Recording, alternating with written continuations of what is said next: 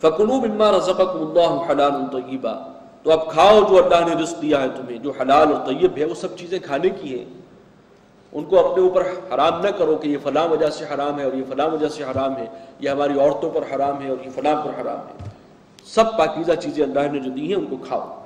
وَاشْكُرُوا نِعْمَةَ اللَّهِ، پھر لفظ نعمت آگے، اور شکر ادا کرو اللہ کی نعمتوں پر۔ ان کنتم ایاہ تعبدون، اگر تم اسی کی بندگی کرتے ہو۔ انما حرم علیکم المیتۃ والدم ولحم الخنزیر، تم پر حرام تو بس یہی چیزیں کی گئی ہیں، مردار، خون، اور خون ہم پڑھ چکے ہیں، دمم مسفوحہ، بہتا ہوا خون، اور لحم خنزیر، خنزیر کا گوشت، وما اہل لغیر اللہ بھی، اور اس جانور کا گوشت بھی کہ جس پر اللہ کے سوا کسی اور کا نام لیا گیا ہو، غیر اللہ کے نام پر جو ذبح کیا گیا۔ فمن اضطر غیر باغ ولا عاد، اس سے پہلے یہ مضمون آ چکا ہے 2 مرتبہ۔ تو پھر جو کوئی بالکل لاچار ہو جائے، حالت اضطرار طاری ہو جائے کسی پر، بھوک کی وجہ سے جان پر بن آئے، غیر باغ ولا عاد، تو وہ نہ طالب لذت ہو اور نہ ہی وہ حد سے زیادہ کھائے، جتنا جان بچانے کے لیے ضروری ہے بس اتنا ہی وہ استعمال کر سکتا ہے، حرام میں منہ مار لے۔ فإن اللہ غفور رحیم، تو اللہ تعالیٰ بخشنے والا ہے، مہربان۔ ولا تقولوا لما تصف ألسنتكم الكذب هذا حلال وهذا حرام، اپنی زبان کے گھڑے ہوئے جھوٹ کی بنیاد پر یہ نہ کہا کرو کہ یہ چیز حلال ہے یہ حرام ہے،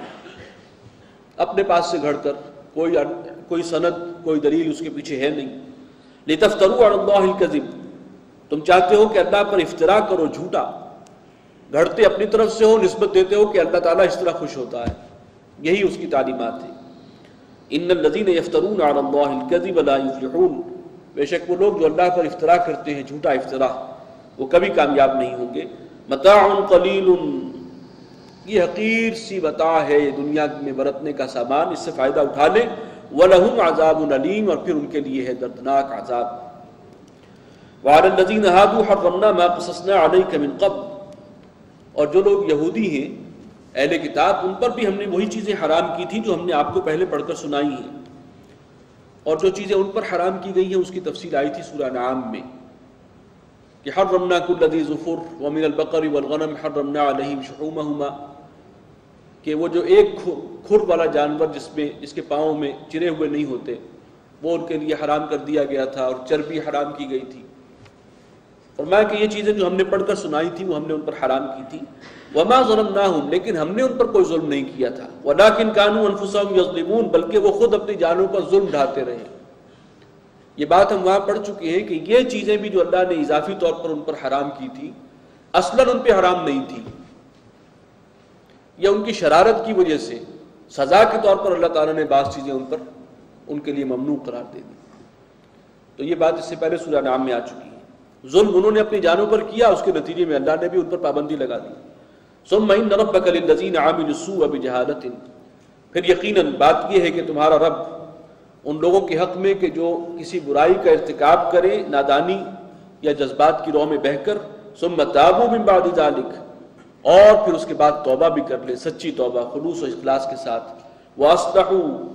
اور اپنے عمل کی اصلاح بھی کر لیں، ان ربک من بعدها لغفور رحیم، یقیناً تیرا رب اس سب کے بعد ان کے حق میں بخشنے والا بھی ہے، مہربان بھی ہے۔ ان ابراہیم کان امۃ قانتا للہ حنیفا، ابراہیم تو اپنی ذات میں ایک امت تھا، وہ ایک طرح ڈالنے والا تھا، اس نے ایک دین توحید کی ملت ابراہیمی کی طرح ڈالی ہے، اور قانتا، وہ انتہائی فرما بردار اللہ کے سامنے جھکنے والا، حنیفا، سب سے کٹ کر صرف ایک اللہ کا بن کر رہا، یہ ان کی امتیازی شان ہے۔ وَلَمْ يَكُن مِّنَ الْمُشْرِكِينَ، اور وہ ہرگز شرک کرنے والوں میں سے نہیں تھا۔ شَاكِرًا لِأَنْعُمِهِ، اس سورت کے اصل موضوع کے حوالے سے یہ کامنٹس آ رہے ہیں، وہ اللہ تعالیٰ کی نعمتوں پر اللہ کا شکر بجا لانے والا تھا۔ شَاكِرًا لِأَنْعُمِهِ، اجتباہ وہداہ الی صراط مستقیم، اللہ نے ان کو چن لیا، ان کو برگزیدہ کیا اور ہدایت دی سیدھے راستے کی، چلایا سیدھے راستے پر۔ وَآتَيْنَاهُ فِي الدُّنْيَا حَسَنَةً، اور ہم نے دنیا میں بھی انہیں حسنات سے نوازا،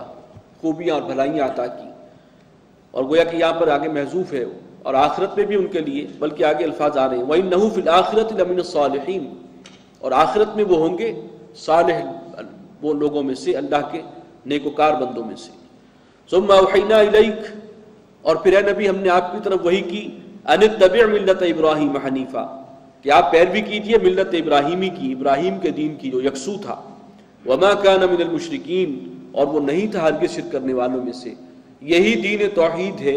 جس کی ہم نے آپ کو ہدایت کی ہے کہ آپ بھی اسی کو فالو کریں، اسی پر چلیں۔ انما جعل السبت على الذين اختلفوا فيه، یہ جو ہفتے کا دن ہے مقرر کیا گیا تھا انہی لوگوں پر جنہوں نے اس کے معاملے میں اختلاف کیا۔